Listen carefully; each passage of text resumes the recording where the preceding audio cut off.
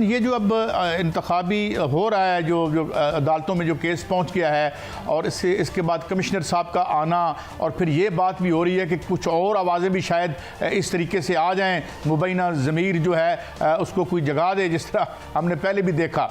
तो ये एक इंस्टेबिलिटी का पीरियड ही एक्सटेंड करता नज़र आता है आपको, या हम समझते हैं कि सिलेक्शन के बाद कोई एक सेम्बलेंस ऑफ स्टेबिलिटी आ जाएगी? हबीब साहब, देखिए, मुझे नहीं लगता कि स्टेबिलिटी आएगी। उसकी वजह यह है कि माफ कीजिएगा, उसकी वजह कायद साहब ये है कि आप देख रहे हैं कि जिस पार्टी से वास्ता है, मिसाल के तौर पर पाकिस्तान तहरीक इंसाफ से, तो पाकिस्तान तहरीक इंसाफ ने 2013 में एक मुबैना धांधली को भी एक्सेप्ट नहीं किया था।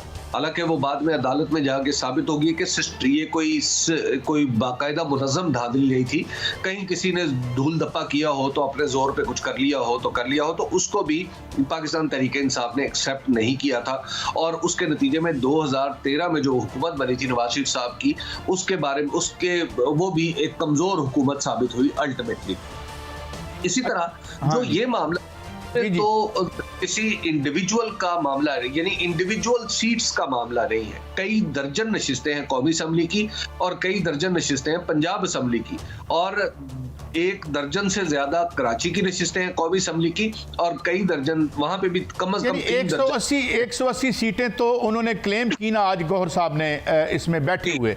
तो अब जाहिर है कि अगर कौमी असम्बली में हबीब अकरम साहब ये सिलसिला चलता है तो फिर सूबाई असम्बली में भी तो वो क्लेम करेंगे। तो क्या खबर है आपके पास कि सूबाई असम्बली में क्या वो इधर भी जो है वो एतराज़ात उठाने जा रही है PTI, या जो अब एक इत्तेहाद बन गया है कौंसिल का?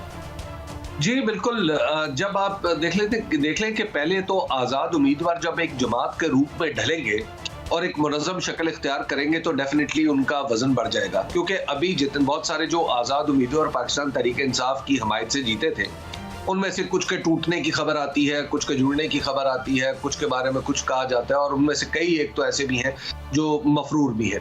तो लिहाजा जब एक मुनज़्ज़म शक्ल में ये जुड़ेंगे तो उसके बाद ये कंटेस्ट करने के काबिल हो जाएंगे।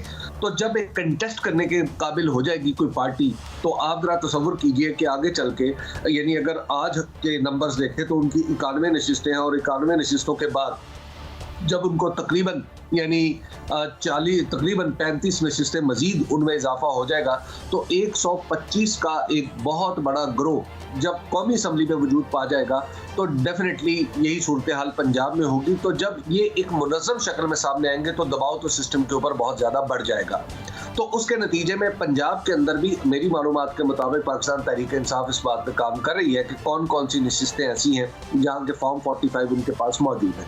फिर एक हमें यह भी ज़हन में रखना चाहिए काजी साहब कि इस इलेक्शन से पहले फॉर्म 45 माफ कीजिएगा रिसीव करना और उसको संभाल के रखने की स्ट्रेटजी सिर्फ और सिर्फ बनाई ही पाकिस्तान तहरीक इंसाफ ने थी। दीगर जमातें फॉर्म 45 के बारे में उतनी विजिलेंट भी नहीं रही और एक्टिव भी नहीं रही। तो लिहाजा जो उस एक इलेक्शन से पहले एक जो तासुर था कि शायद PMN माफ कीजिएगा तहरीक इंसाफ जो है धांधली का निशाना बनेगी, तो उसने इसका ये इलाज किया हुआ था कि मौका ब मौका उसने मुख्तलिफ फोरम को इस्तेमाल किया, वहाँ पे दरखास्तें दी।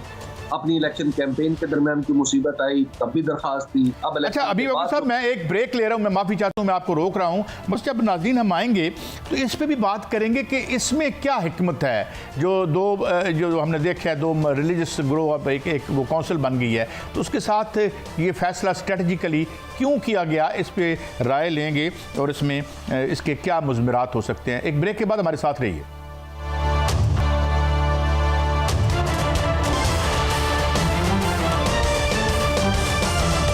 Welcome back. अच्छा हबीब साहब, हम एक बात देख रहे हैं, अभी आपने एक बड़ी इंपॉर्टेंट बात पॉइंट आउट की कि किसी और पार्टी को ये ख्याल नहीं था कि वो फॉर्म 45 को इस तरीके से संभाल के रखे। तो ये लगता है जैसे बड़ी वेल थॉट आउट प्लान था इनका, ये जो तवक्को कर रहे थे कि किस किस्म के हालात आएंगे। अब ये जो इत्तेहाद हुआ है, इस इत्तेहाद को आप क्या देखते हैं और पॉलिटिकली इसमें से कौन गेन करेगा? ये 2 मजहबी पार्टियां, PTI, या दोनों, या ये क्या आपको फॉल आउट लगती है इसकी? हबीब साहब देखिए, पाकिस्तान की सियासत जो है ना, पिछले कुछ अरसे से हम देख रहे हैं कि गैर मजहबी होती चली जा रही है। और जो मजहबी पॉलिटिकल पार्टीज हैं वो पाकिस्तान की सियासत में कोई गैर मामूली किरदार अदा नहीं कर पा रही। जब हम इंतखाबी मैदान की बात करते हैं, नो डाउट उनकी स्ट्रीट पावर है, नो डाउट उनके चाहने वाले और मानने वाले भी मौजूद हैं, लेकिन इंतखाबी कारकर्दगी उनकी बहुत ज़्यादा अच्छी नहीं है।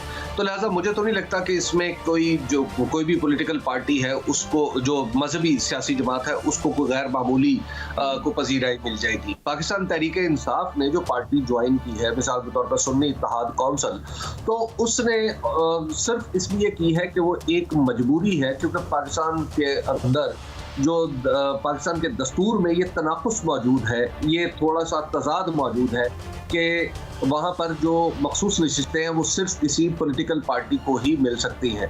हालांकि दस्तूर के अंदर दस्तूर ये कहता है कि आज़ाद इलेक्शन भी लड़ सकते हैं। तो अगर आप फर्ज कर लीजिए कि पूरी की पूरी असम्बली आज़ाद लोगों पर मुश्तमिल हो, जैसा कि दस्तूर में इम्कान है दस्तूर के अंदर, तो फिर क्या होगा? फिर क्या जो मखसूस नशिस्तें होंगी वो पॉलिटिकल पार्टीज को नहीं मिलेंगी।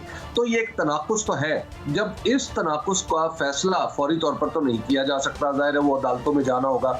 तो मैंने शोएब शाहीन साहब से पूछा था, तो शोएब शाहीन साहब ने बताया कि हमें पता है कि तजाद मौजूद है, लेकिन हम इस तजाद को फिलहाल बाईपास करना चाहते हैं ताकि हमारी जो नशिस्तें हैं, जो मखसूस नशिस्तें हैं, वो हमें फौरी तौर पर मिल सके। तो पूरे पाकिस्तान को पता है, आपको भी पता है, मुझे भी पता है कि ये एक दफ्तरी किस्म की अरेंजमेंट है, ये रस्मी कार्रवाई है, वरना तहरीक इंसाफ अपना अलग वजूद रखती है, इससे किसी को इनकार नहीं। अच्छा, ये बताइए कि 2-3 फैक्टर और बड़े अजीब से हुए। मौलाना फजलुर रहमान जिस तरह फैक्टर इन होते हैं, GDA ने जितना बड़ा पावर शो किया, इसके अलावा बलूचिस्तान में भी हमने देखा कि कुछ एक एहतजाज आया, ये सेपरेट थे। ये आपको मुस्तकबिल में क्या इकट्ठे होते नज़र आते हैं? और मौलाना फजलुर रहमान के साथ तो बड़ा एक अजीब सा रिश्ता रहा है PTI का। How do you look at this scenario? देखिए काई साहब, अगर आप इसमें बुनियादी जो एतराज़ इलेक्शन के ऊपर देखें तो वो दरअसल पाकिस्तान तहरीक इंसाफ का है, क्योंकि बहुत बड़ा एतराज़ है, कुछ लॉजिकल भी लगता है और कुछ उनके पास सबूत भी मौजूद है।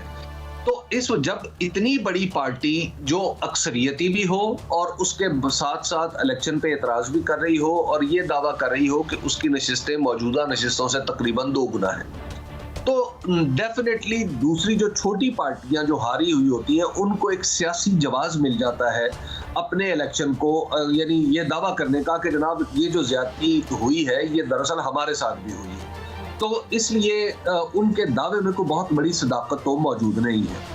अब देखिए कि जब आप कराची का मैंडेट, उसके ऊपर क्वेश्चन मार्क उठेगा, यानी तो गोया आपने जो सिंध के अंदर जो दूसरी पार्टियां हैं उन्हें भी ये जवाब मिल जाता है ये कहने का कि जनाब हमारे साथ भी ये प्रॉब्लम हुआ है। इसी तरह खैबर पख्तूनख्वा में मेरे ख्याल में पाकिस्तान तहरीक इंसाफ के अलावा किसी को सीट मिलना, अगरचे ये हैरत की बात है, लेकिन बहरहाल मिल गई हैं। और अगर वहां पर कोई एतराज करता है तो मेरी समझ में वो एतराज तो नहीं आता, लेकिन बहरहाल चूंकि PTI खुद एहतजाज कर रही है, खुद एतराज कर रही है इलेक्शन के ऊपर, तो वहां पर मौजूद दूसरी पार्टियों के पास भी जवाब आ जाता है किसी न किसी दर्जे में इलेक्शन के ऊपर एतराज करके अपनी सियासी बका का बंदोबस्त करना या अपनी सियासी बका को थोड़ा तूल दे लेना।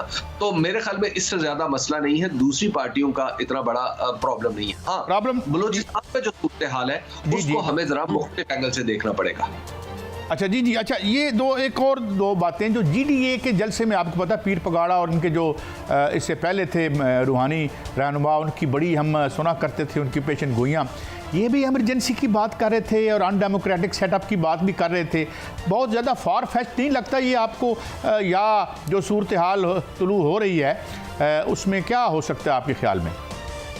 देखिए, इलेक्शन के बाद इस तरह की सूरत हाल पैदा हो जाना कि जिसमें आप कहें कि आगे चल के कोई बात मार्शल लॉ की तरफ जा सकती है, तो मुझे वो समझ नहीं आती फिलहाल।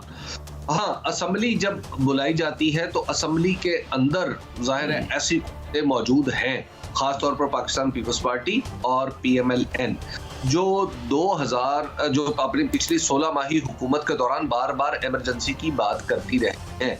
वो बार बार हमें उनके कई जय्यद अराकीन ये बताते रहे हैं कि दस्तूर के अंदर इमरजेंसी लगाने की गुंजाइश मौजूद है। और हमारे पास वो अक्सरियत भी मौजूद है वगैरह वगैरह। तो इस तरह की जो सूरत हाल है वो मुझे लगता है कि असम्बली के इजलास और हुकूमत की तश्कील के बाद तो हो सकती है। और फिर ये भी देख रहे हैं कि पाकिस्तान पीपुल्स पार्टी और PMLN इन दोनों ने पिछले 16 माह के दौरान कुछ ज्यादा अच्छे अपने जो डेमोक्रेटिक क्रीडेंशियल्स हैं उनको वीक किया है। मिसाल के तौर पे ये दोनों जमातें हमें दस्तूर का सबक पढ़ाती थी, तो बल्कि 3 जमातें जिसमें मौलाना फजल रहमान भी फरमाते थे कि 1973 के दस्तूर के तनाजुर में, तो ये तीनों जमातें जो थी वो मिल के पाकिस्तान के दस्तूर के वाज़े और बैन हुक्म के खिलाफ गई। और हुक्म क्या था कि जैसे ही कोई सूबे की असम्बली टूटेगी तो वो 90 दिन के अंदर वहां इलेक्शन होंगे। लेकिन उन्होंने इस रास्ते में रुकावटें खड़ी की और हत्ता के अदालत के खिलाफ हुजूम भी किया और खुद मौलाना फजल रहमान और मोहतरमा मरियम नवाज बाकायदा हुजूम की क़ियादत करते हुए अदालत उज़्मा के दरवाजे पर गई। तो जब इस तरह की सूरत हाल हो तो यस, इन जमातों से तवक्को की जा सकती है कि ये किसी अनडेमोक्रेटिक प्रैक्टिस का पार्ट हो सकती है। अच्छा हबीब साहब, ये 2 इंपॉर्टेंट जमानतें, एक तो वो आपने कमेंट कर दिया जो 3 ज़ाहिर अब वो रिजल्ट मुअत्तल हुए हैं, मगर इधर KPK में भी अमीन गंडापुर साहब की ज़मानत हो गई है, फैसल जावेद साहब की भी ज़मानत हो गई है। इधर आपको सूरत अहवाल कैसे लगती है? गंडापुर साहब क्या अब बज़ाहिर तो कोई रुकावट नहीं है उनके CM बनने में रही? अब देखिए, वो तो जहाँ तक उनके CM बनने का मामला है, वो तो जब तक खुदा न खास्ता कोई मुजरिम साबित ना हो तो उस वक्त तक तो वो वज़ीर आला बनने के काबिल ही रहता है, खा वो जेल में ही क्यों ना बैठा हो। तो अब जब एक पार्टी इतनी ओवरवेलमिंग मेजॉरिटी के साथ एक सूबे में जीत चुकी है और बाकायदा तौर पर एक वज़ीर आला के उम्मीदवार के तौर पर वो नामजद हो चुकी है, तो मेरा ख्याल है कि पाकिस्तान की हमें जमहूरियत की इस जो कुछ भी सूरत हाल जिसको हम जमहूरियत कहते हैं उसमें इतनी गुंजाइश बहरहाल बाकी है कि सिर्फ इल्ज़ामात भी ज़ाहिर है ख़ास सियासी तनाजुर में लगाए गए थे और मुकदमे भी ख़ास सियासी तनाजुर में दर्ज किए गए थे, तो उसमें हमें ये मानना चाहिए कि कुछ थोड़ी सी गुंजाइश जो मुंतखब जो अराकीन है उनके लिए निकलेगी।